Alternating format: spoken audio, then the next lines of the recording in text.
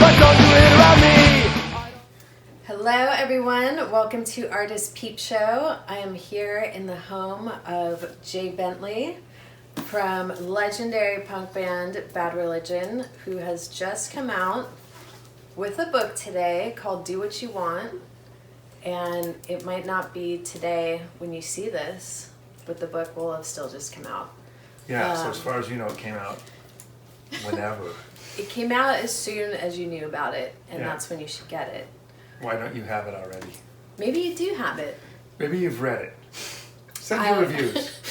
I haven't read it yet, so that's why. I've never seen it before. But the deal that we struck was that the book had to be written by us, but we didn't want to write a book. That's the way that works. Writers write. And that's not what we do.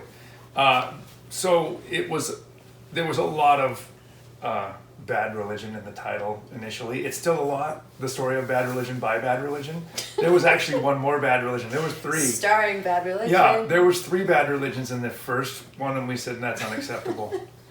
Bad Religion says do what you want? Yeah, kind of like Bad Religion, the story of Bad Religion. I like this. This looks good.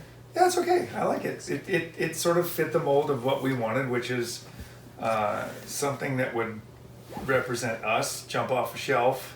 The publisher had hired some big time artist to do the cover, and our T-shirt guy came up with that because we weren't really happy with anything, and he said try this, and he sent an actual mock-up on a book, and we're like, oh, that's great, and we just sent the whole thing. I mean, it is genius. Without even seeing the 2 Bad Religions, you kind of know that's a Bad Religion book. We gave Jim basically all access pass and just said, come to our houses, call us on the phone at midnight, come on tour, ride on the bus, come to the recording studio and just ask questions. And did he call you at midnight? He did. There were stories that were told that you could look at the history, the 40 years of the band, and say, that moment, even though you didn't know it, that moment changed the trajectory of the band. There's not a whole lot of wild tour stories because we're not Motley Crue. And even when NoFX put out their book a couple of years ago, we all realized that we don't have that story. We don't have the backstage passport. Like our backstage is Brian reading a Kindle and me drinking a Dr. Pepper waiting to play. So there's not a whole lot of firing. There's the talk of what happens when a new member comes in, and it's mostly been drummers. Because it's hard. Drumming in Bad Religion is the hardest job. It's just nonstop, and so they wear out. We had a handshake agreement before we started the book that there's one path that we decided we weren't going to go down is just really talk shit about each other, because that would be a really easy book to write. Right.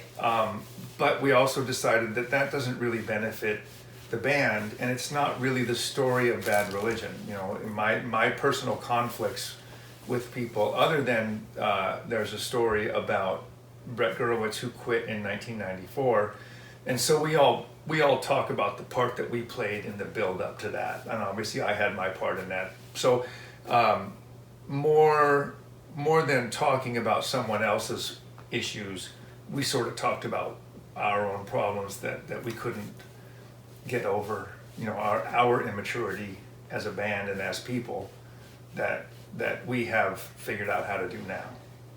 So speaking of figuring out what to do now, you've toured for 40 years and traveled, and now that's completely stopped.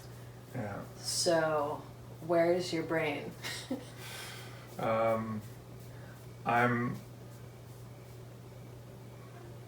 I'm in this bizarre world of sad and depressed, but excited about the future, because this might be the first time where I really don't know what the future holds. You know, Yeah, you always kind of totally. say it, but it's not really mystical, because you know the future You know, holds you just another. book a tour. It's just and another tour. Go, yeah. I never know what's going to happen next year, but I kind of do. Yeah, you do. But now I really don't, and you know, my life has been in music, and all of my plan B, plan C was going to be in music, and so now that's kind of changed, and we're trying to make plans for the future, and everybody calls me the Debbie Downer because I'm like, yeah, you're not going to play a note until the end of 2021 at best.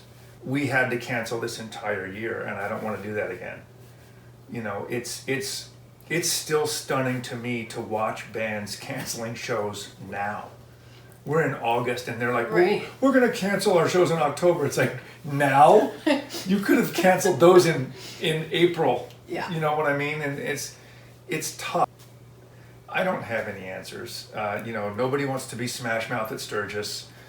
Nobody wants Nobody to be Smash Mouth anywhere. But, well, maybe they do. I don't know. If you want to be Smash Mouth, go ahead. Be But Smash you can, you can be that guy that sits at a bar and goes, you remember this song from, and hum it and goes, yeah, I know that. You know, I wrote that. I was like, okay. Cool. Yeah. I don't know. I don't know where this goes. Are you still playing music, like just yourself? I play every day. I play guitar every day. I pick up an acoustic guitar every day and I play, and I don't know why. It took me like 3 months into pandemic to even listen to music again. Like I would wake up and not put any music on. I'd deal with it. It's like you associate it with so many things, you know, so many times. You know, like Yeah, it's like listening to music puts you in a frame of reference that doesn't exist right now. A lot of bands kind of got they kind of figured out what to do in the virtual world, and like they're doing concerts and they're doing living room things, and that's hard for a band like us because a big part of our show is the crowd, and it's just one of those things of like, this is a performance show where we can't do this alone. We can and we will eventually, and I get the feeling that that's what we'll have to sit down and say, well, let's figure out a way to put together 3 or 5 nights of Bad Religion, and every night is totally different, and just do something that people would want to tune into to see. You'd be able to like get up enough energy to put out a good show? No, and that's my thought with that is I couldn't. It would feel fake, because it would be. It is. I Yeah, have to have people yelling at me for me to yell back at them, and it's just give and take. Yeah.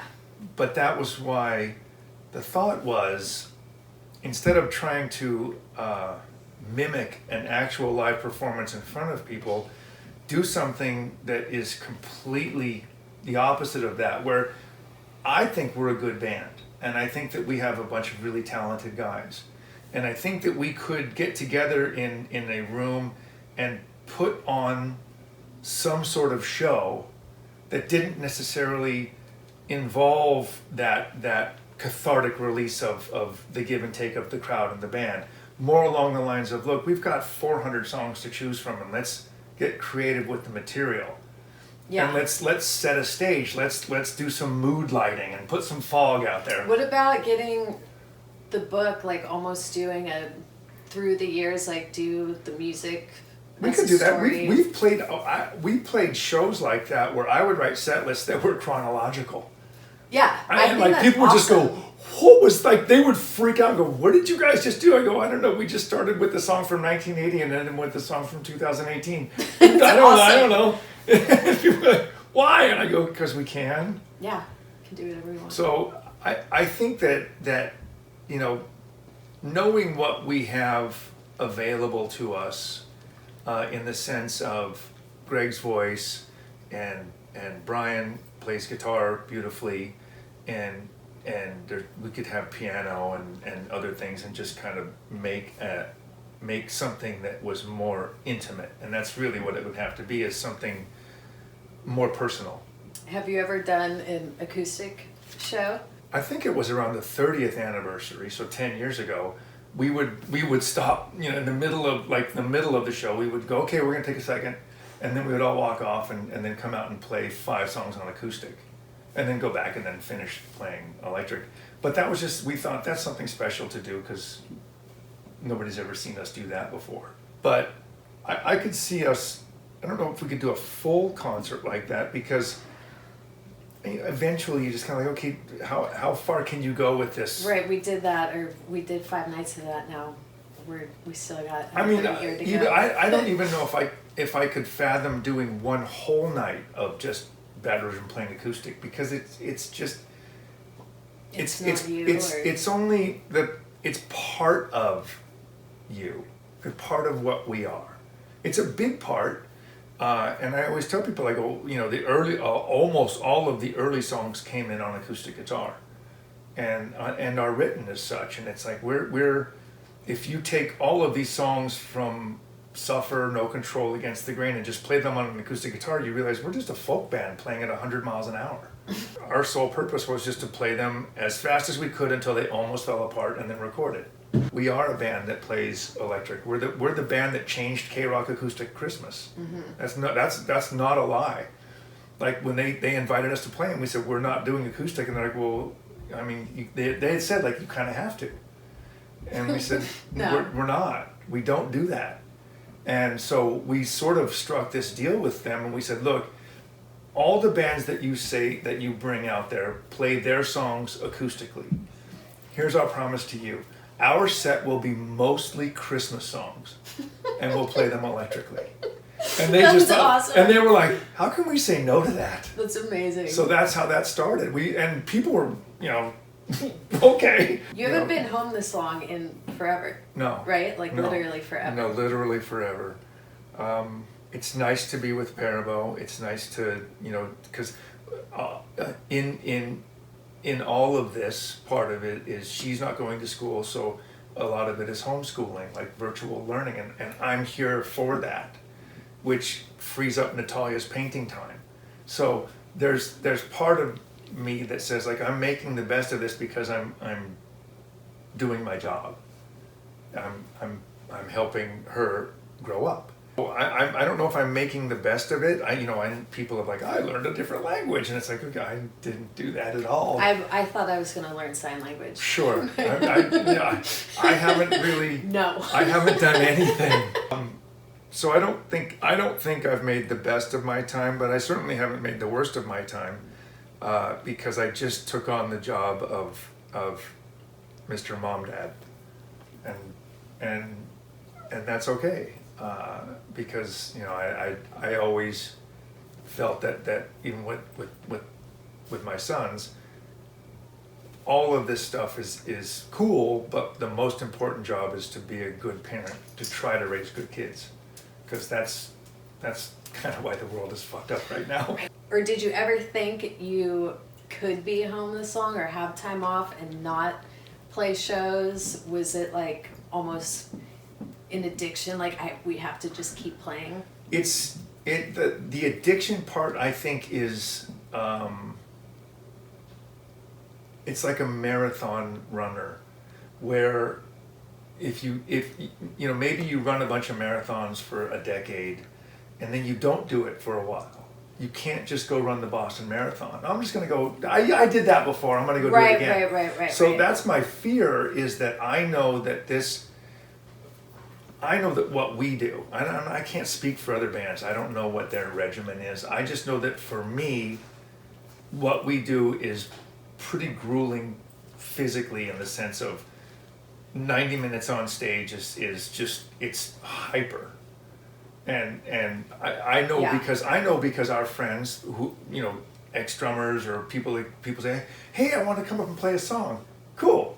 And they come up and they get halfway through the song, and you look at them and they're like you're not going to make it, and because you haven't been doing it, it's something Right, that like use it or lose it. Yeah, so you sort of have to keep at this to stay at the top of your game, and Right, because you could stop and then you just kind of get tired, and then it's not in there anymore. It's not in there anymore. It's weird, and I know it sounds dumb because it's like, idiots, you guys don't know shit.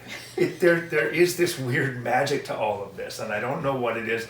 It's pretty plain, but there's a part of this that you just can't quite put your finger on as to why it works. And what we've all learned is you don't question it. And if you guys have seen Bad Religion play, every show, like when I've seen you play, it looks like it's the first couple years of Bad Religion's popular. Like you're so in it and like in the show and excited. I'm like, how does he still be so excited after 40 fucking years? It's like a light switch, and there's days when I'll be kicking the can all the way to stage, going, man, fuck tonight. I'm not. And then the second you second I hear those drums go, the sticks are clicking, and I'm like, go. And I can't stop it. And even when I'm injured, it's like, don't jump on your leg. You dislocated your knee last night. I don't care. Yeah. I can't. And it's like... It's like stage blackout. Yeah. Like, you just don't know what happened. And so you know that. And that's part of that. Just let yourself be yourself, whatever that is. Yeah, I had a long talk with my dad. He's 81, and I was up there a couple weeks ago, and he lives in the middle of nowhere in Northern California, and he says, I think I'm going to die, and America will collapse, and America won't be as we know it. And I said, I think the thing is that you're thinking about America as you knew it. And I'm thinking the same thing, because America as we know it now might not be worth saving. And maybe it should just fucking fall apart so that we can go like, okay, we learned a pretty valuable lesson there. And as Brian Baker once so eloquently said to somebody, you don't realize that this is happening because of you. And I just said, fuck, I can't top that. That's... Yeah. Yeah. You sit back. It's not happening to you, it's happening because of you. I would like to get back to work like many other people. No, it's not a political argument. I don't know when it became political. Well, I do. I know when it became political, and fuck that guy. But... Agreed. And we could get back to having concerts, and we could get back to having things, because if we had testing, if we had a way to just tracing, if we had some kind of therapeutics, everything will change when we get the vaccine. But you still have to distribute that vaccine to 360 million people in the States and 8 billion people worldwide. That's going to take a long time. Do you think it'll ever be like normal with people on top of each other, climbing on top of each other, sweating, spitting? Yeah. Look, this can't be that much different than the outbreak of Spanish flu in 1918. It can't. It has to, I mean, other than the population is 10 times, but conceptually, it's the same thing. And we got past that and had rockabilly shows, and Benny Goodman was playing. We had world wars. Are you like ready to go now if Germany was like, yeah, you guys can come? I know us, and I know that we are a very prudent band, and we would be like, look, it's early right now, and no one really knows the time, like what's going to happen, and it seems like every show is a roulette wheel. When we go out on tours and when we play shows, sometimes there are terrible things that happen to people. Sometimes I get letters from, we were driving to the show, we got in a car accident, my best friend died. We get these kind of things, and I feel terrible. But no one could have possibly foreseen that happening. Yeah. To go out in this climate and go, I know potentially that this could kill a lot of people, but fuck it, man. Let's play. Right. That's okay. That's fair. That's a little beyond, frivolous. I would like to be part of the group of civilized people that are giving the science a chance to get ahead of this. But unfortunately, we've entered this twilight zone of alternative facts and science is bullshit. And I can't blame people for this, because I was alive when doctors were saying cigarettes are healthy. We have earned this by hiring people to say oil is good to drink. It's great for your skin. Okay. I mean, I can't even begin to tell people how many petroleum products they're rubbing on their face every day. It's like, that's gasoline. Don't do that. I'm sorry, kids. So what Are you seeing the rest of the band like in your quarantine bubble? Like, are you guys seeing each other? Are you playing at all? Or? No, I mean, we're Zoom meeting. We have a plan to we have the bus riders part of the band, all the guys that ride on the bus, and so we're planning to have we just have Zoom meetings with the bus riders because we all miss each other. Is that something that the fans can tune into? No, just not for you. Sorry. One of the things that I started doing on my Instagram page was playing acoustic guitar and singing, and it's just wildly out of my comfort zone to be, and I do it because I want to be uncomfortable and put out a song and then just push post, and I feel like that might be something that not being able to do what we normally do is making us recognize what we're freaked out about and why, and then having the time to actually do it. Right. Because I hate talking on camera, and this was one of my quarantine ideas to come do these interviews and just get over it. Right. And this is my second one. I'm kind of well, I'm over it. Okay, but so I mean, you've been on stage for years. Oh yeah, I can get on stage and fling my clothes off, but talking. So the question is, here's the question. Even though you've been on stage for years doing what you do you still get nervous before? I guess it depends.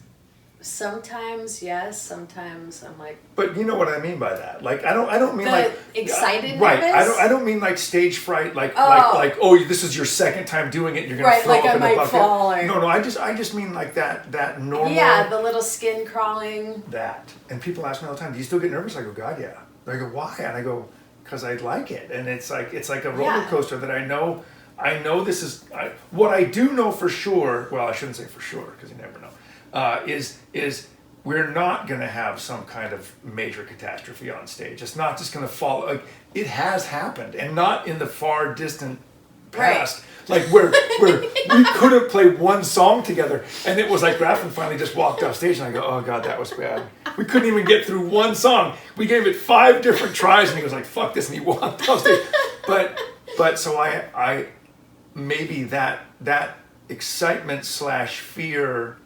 Is what we're doing this, or me doing the acoustic guitar. Right, we need to get it somewhere else. Right, right. Because I get it nightly, and I'm not getting that sort of adrenaline rush, and so I get it by pushing send. I'll record something with my iPad and go I'll listen on headphones and go okay, I didn't sing terribly, I'm not horribly out of tune. It's good enough, and I'll just press send and go, holy shit, right? And then I spend the next 2 hours going oh my God. I guess it is an addiction. It's funny, Natalia, a couple of years ago, Natalia asked me, she says, "What do you want for your birthday?" And I just looked at her and I said, "Less." And she goes, what kind of answer is that? And I go, I'm ready to just start letting things go. I don't want to accumulate miles or, put more pictures on my phone. I kind of want to just find my life. Part of being successful at life is wanting what you have and not always thinking if I could just get that jacket, everything would be so golden.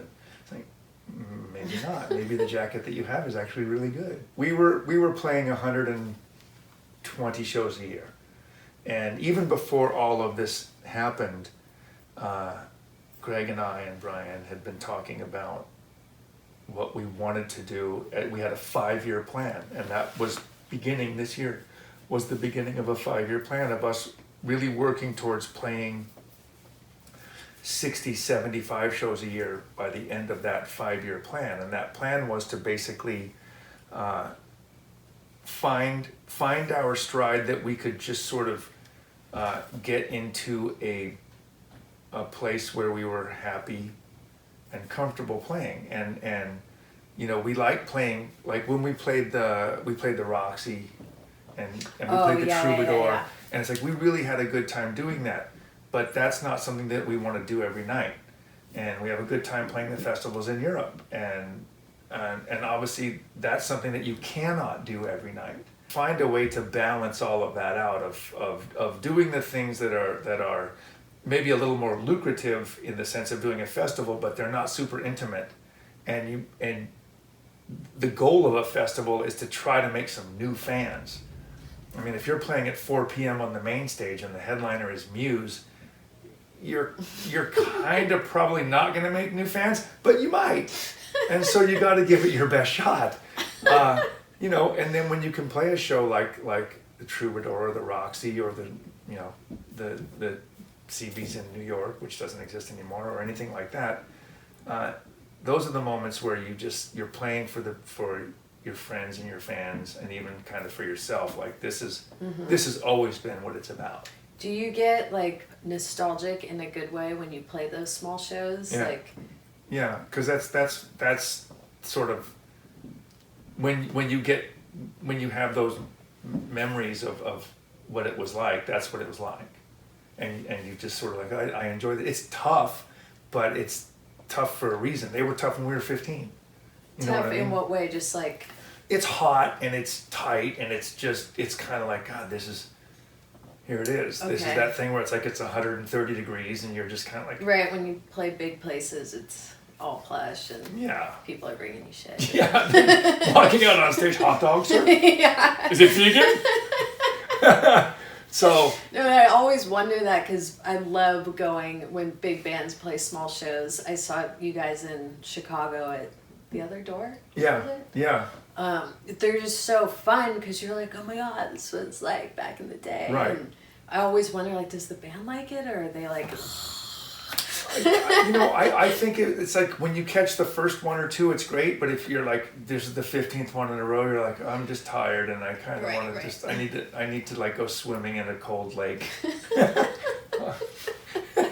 Hopefully occupied by an octopus. That's fair.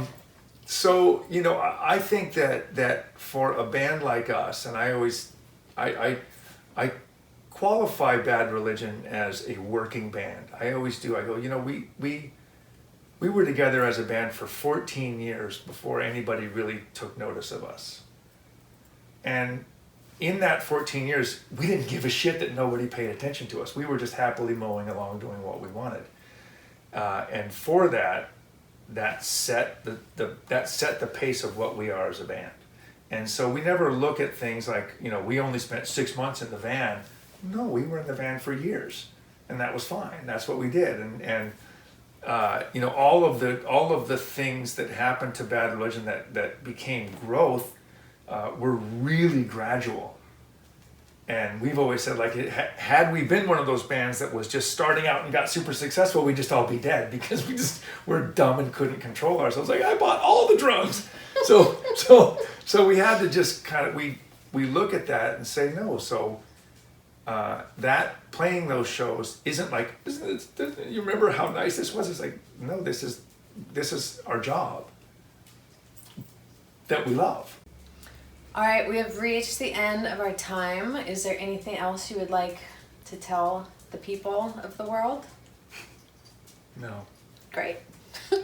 I will tell you, get Bad Religion's book, Do What You Want. It is out now. It's gorgeous. And you can find Jay on Instagram at jbentley's, and he paints with his beautiful wife, Natalia Fabia. And you can see them on Instagram Live and paint along. And you're a very good painter, by the way. I've been very impressed. Thank you. And you can hear his acoustic songs that he was telling you about. And what else? Anything else? That's it. That's where we can find you. And Bad Religion, does Bad Religion have their own Instagram page? Yeah, but I'm not promoting that. Oh, later. I don't like those guys. All right, just follow Jay.